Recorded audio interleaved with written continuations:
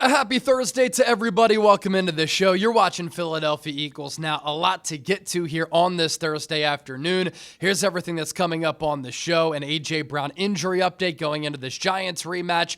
A Cam Jurgens injury update as well. Also going to take a look at the Giants injury report. The Philadelphia Eagles made a roster move, and the Eagles made an adjustment and a change on offense, which led to a lot of success and positive results for the offense during Sunday's game against the Minnesota Vikings, where Jalen Hurts cooked, one of the top defenses in the NFL, and the pass game had its best performance for a full game of the season. Will we see more of what we saw against Minnesota moving forward? Before we dive into all of that, a reminder, don't forget to hit that subscribe button. If you're a diehard Eagles fan, I have you covered every single day with elite Eagles coverage right here on the channel. News, reactions, analysis, rumors, reports, breaking news. We do live shows. We do watch parties. Simply put, we're doing it all. We're less than 800 subscribers away from 135,000 subscribers. Let's put a dent into that number, join the movement, lock us in, and hit that sub button. So this is a big storyline for the Eagles going into this Giants game at the Link on Sunday. A.J. Brown did not practice for a second consecutive day. Now, Jeff McLane of the Philadelphia Inquirer did report yesterday on Wednesday that the expectation was still that A.J. was going to play against the Giants. But there has only been one Eagles player this season to miss the first two practices of the week when monitoring the Eagles injury report, who then suits up to play in a game on Sunday. And that is the Wednesday practice session and the Thursday practice session on weeks where the Eagles play on Sunday. And the only player to miss those practices but then suit up, Tanner McKee.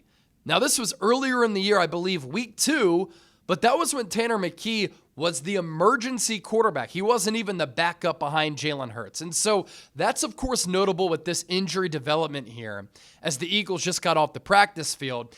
And then another thing, too, that comes to mind is that the Eagles have their bye week after this Giants game. Then they play the Packers coming out of the bye. That could be a game by season's end to decide the number 1 seed in the NFC and home field advantage, or at least some crucial playoff positioning inside the conference.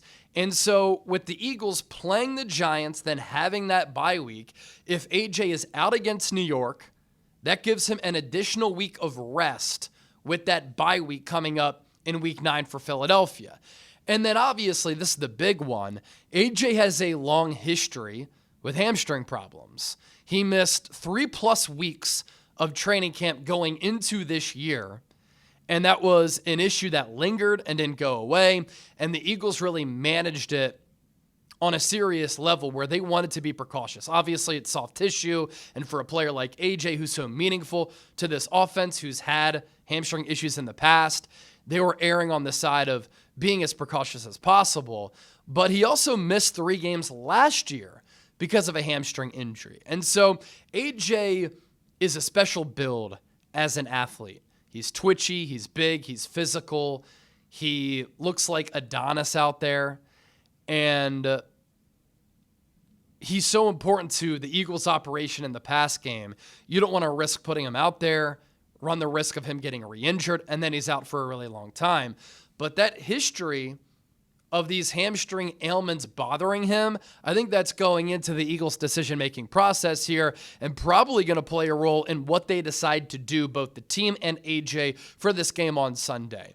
And then there's this too, that it's a bummer if he's out.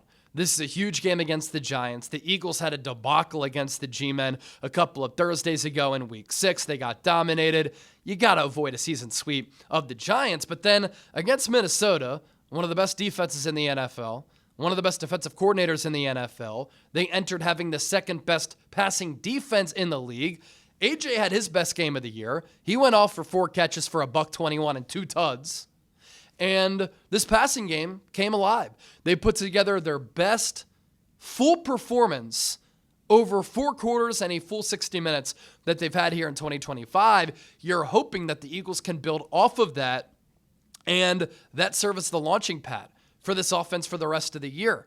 where they may have found something and hopefully they continue to find their groove in the pass game.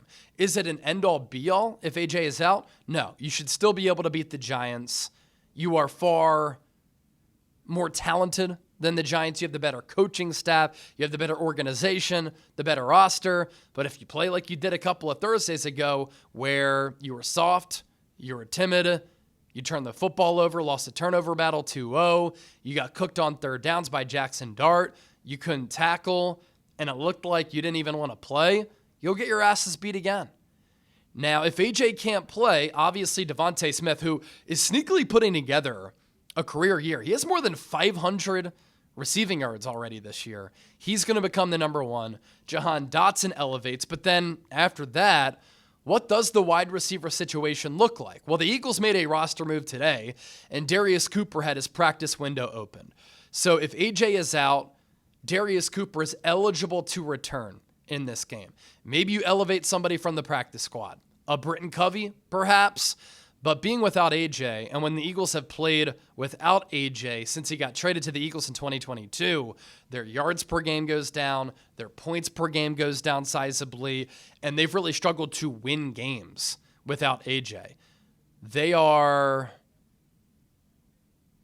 let's see, I'm not sure what their win-loss record is, but they lost the wild card game in 2023 without him. They lost the Buccaneers game without him. They have not fared well. That's what I know without A.J. Brown. And the offense's production certainly takes a big hit. So maybe Darius Cooper, if he can come back, coming off his shoulder injury, can get on the field and produce. But obviously, this is a situation worth monitoring here for Philadelphia. As for Cam Jurgens, he did not practice either. And Brett Toth was getting the first-string snaps at center. What I would do, I'd give the job to Drew Kendall. More than 30 career snaps at Boston College, a team captain, NFL bloodlines. His pops played in the league. I liked what I saw. Training camp, preseason from him. He's agile. He's got the experience. I think he's a little bit strong with the anchor at the anchor point. Then Brett Toth, who gets pushed around a little bit along the interior, whether it's at center, whether it's at left guard. There are also some issues with Toth snapping the ball prior to the year. And this Giants defensive line, it's one of the best in the NFL. And so if Toth does start, then I think he should have a short leash. But when Jurgens was playing last week against Minnesota, he got hurt early in that game. Saquon had a lot of success. And the Eagles have started to find something where when Jurgens is out in space on pull blocks or when he's just pulling in general, that's when he's had some really impressive plays this year. When he's just snapping, getting into a set, that's when he struggled. You've seen the after effects of that offseason back surgery. It hasn't been right. Now he's dealing with the knee injury. The Giants are also banged up, though, and these following players did not practice on this Thursday. Cornerback Paulson Adebo, knee. Edge rusher Brian Burns, hip. Defensive lineman DJ Davidson, ankle. Defensive lineman Chauncey Golston, neck. And then safety Javon Holland. So that's some starters for the Giants who could be out for this game as well. And then let's round out with this. Will the Eagles have Jalen Hurts go under center more for Sunday's game against New York and moving forward? And I talked about this earlier this week. This was one of the biggest adjustments that I noticed during the game that we talked about live during the watch party and then in the aftermath of the game. It was Hurts being under center. And it's Hurts being under center, which leads to play action. It leads to success with the ground game. And I think that Hurts as a passer is comfortable 3, 5, and 7-step drops. He's an underrated passer from under center. It just makes the Eagles offense a little bit less predictable. What was a worry the first 6 games of the year? The Eagles offense being predictable. And in the first 6 weeks and games of the season, the Eagles had only called 5 play action passes when Hurts took the snap from under center. Kevin Patullo called 4 against the Vikings because Hurts had recommended that to Nick Sirianni and the coaching staff late last week. Hurts fared pretty damn well. 4 for 4, 121 yards, and a touchdown, including the 79-yarder to Devontae Smith. And I think this was a big reason why the Eagles' offense was more explosive, was more consistent, was less predictable, and was more efficient and effective. And Brian Baldinger made this point on WIP, I believe, yesterday, that was kind of the real catalyst, as he put it, for the Eagles' passing success against Minnesota. And he said, quote, "They've been trying to get Jalen to go under center and get out of the shotgun and do what a lot of these other offenses are doing. It really worked, and I think you'll see more of it moving forward."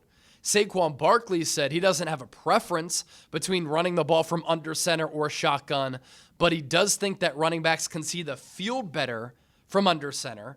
And that makes sense, right? When you're in the shotgun, you're flanked to the quarterback's right or left, and you don't have as much wiggle room or leeway. But when you're in the backfield, quarterback's under center, you're usually in the middle of the field, and you just have a better ability to see the field. So I can see where he's coming from on that. And then Jordan Mailata said this about whether he prefers when the quarterback is under center or in the shotgun. He said, "I do prefer when the quarterback is under center. It puts us in better angles. Most defenses, if you back up in the gun, you're like, okay, the running back is on the right. Most defenses and defensive ends will crash and play that gap. They know where the play's going. Remove that, and you take that from the defensive end. They have to respect both edges." And from an angle standpoint, that's an in-depth point by Jordan Mailata that a lot of casual football fans don't really understand. But from an offensive tackle or offensive lineman standpoint, that's really pivotal. And sometimes for defensive ends, they actually like when the quarterback takes a deep drop because it's a shorter snap to quarterback distance and a straighter angle to get to the quarterback. I've heard quarterbacks talk about that before. And so just some little wrinkles and adjustments that the Eagles made in that Minnesota game that teams make throughout the course of the year. I also saw a really good tweet from Eagles Eric on Twitter talking about runs out of the shotgun. Give him a follow, Eagles X's and O's. And his bio, he's the creator of NFL Stat Oasis. Eagles Edge podcast is a great podcast if you're into film study. And what did he say? Oh, yeah, he talked about some of the Eagles' best runs this year have been same-side shotgun runs. For years, same-side toss, counter, power, and duo have been one of the most effective ways to run the ball. Shotgun running teams simply don't use them enough. Should be close to 50%. So that's a play out of the gun where the Eagles can have success. That maybe they haven't done enough. And so, yeah, play action for Saquon. It allows him to see the field better. Maybe Mailata prefers that as an offensive tackle. But when the Eagles are in the shotgun to find success running it, they can go with some of those plays that Eric had mentioned. So some Eagles news on this Thursday. Wanted to hop on the mic, break some of that down, dissect it for you. I put out a show a little bit earlier, and I titled it as such. Let me just make sure I get that right, because it has to do with the Eagles' ground game. And this is an Eagles ground attack that last year, the best rushing attack in football. This year, they've literally been one of the worst. And so my title for that video, What is Going On? Why is this happening? I explain the why behind the Eagles' offensive struggles in running the ball. Why is Saquon not having a good year? Is it on him? Is it on the offensive line? Is it the play calling? Is it the scheme? That was a really deep dive analysis video that I put up on the channel a little bit earlier. So be sure to check that video out. I have content coming out in the lead up to kickoff. Watch party will be up on the channel and live on Sunday, so be on the lookout for that. So as always, appreciate the support. Don't forget to hit that subscribe button.